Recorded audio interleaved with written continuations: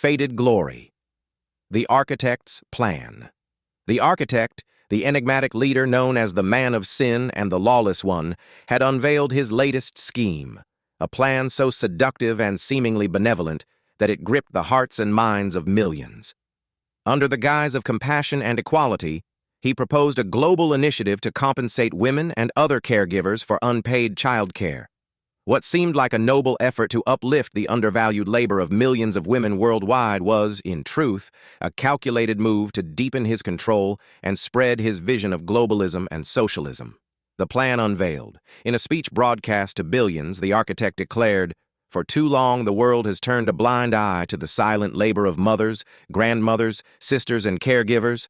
These women are the backbone of society, yet they go unpaid and unrecognized. Today, we change that. Today, we honor their work by ensuring they are paid, not as a privilege, but as a right." His words resonated deeply, and statistics backed his claims.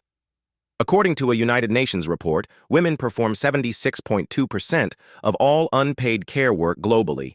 This labor is valued at $10.8 trillion annually, or 13% of the global GDP. In low-income and developing nations, women spend an average of 4.7 hours daily on unpaid care work, compared to men's 1.7 hours. The architect's initiative promised to redistribute wealth, taxing corporations and wealthy nations to fund payments to caregivers.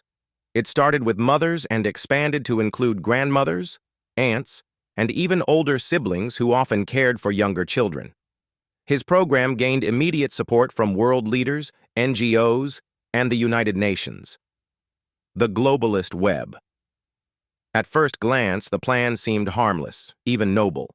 Women in impoverished nations received direct deposits in their accounts, allowing them to feed their families and send their children to school. But behind the fade of goodwill was a creeping web of control.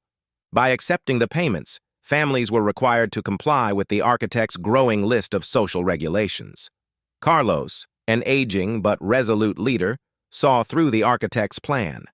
In a conversation with his close allies, Raven and Bowman, he warned, "This isn't about justice for women or caregivers. This is about control. Once he gets his claws into the home, he owns the family. And if he owns the family, he owns the world." Ever the skeptic, Bowman asked, "But what's the harm in helping these women? Isn't it right to pay them for their work?" Carlos shook his head. "It's not just the money, Bowman. It's the price of taking it.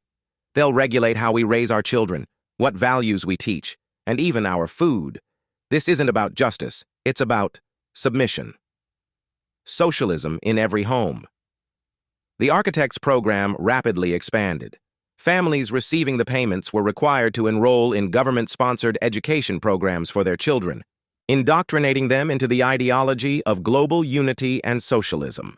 Caregivers were required to log their hours in a centralized database monitored by AI systems under the architect's control.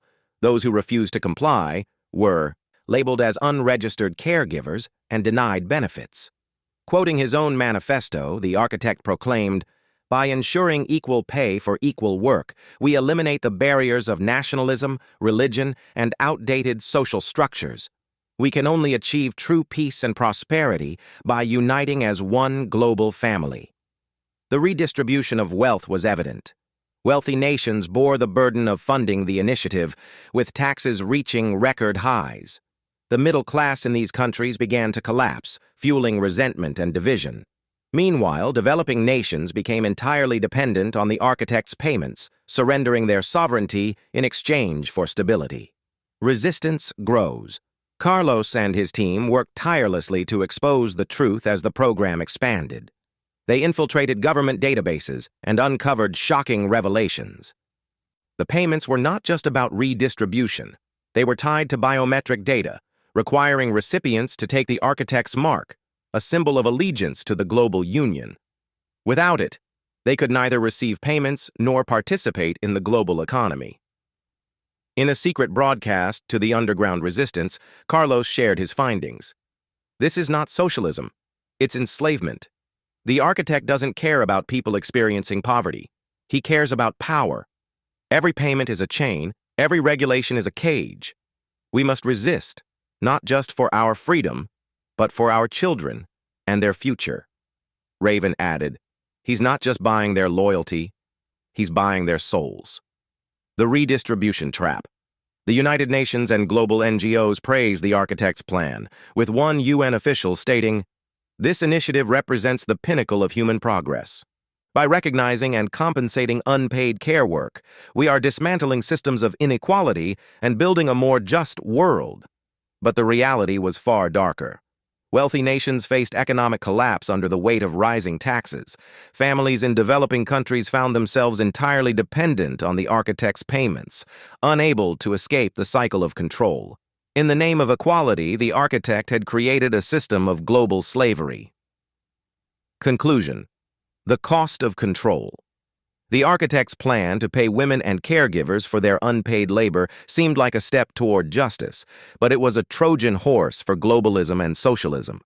By exploiting the noble cause of equality, he extended his power into every home and every heart, laying the foundation for his total domination.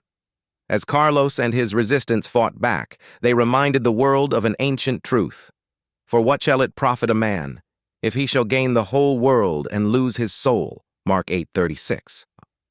The battle was no longer just for freedom, it was for the soul of humanity itself.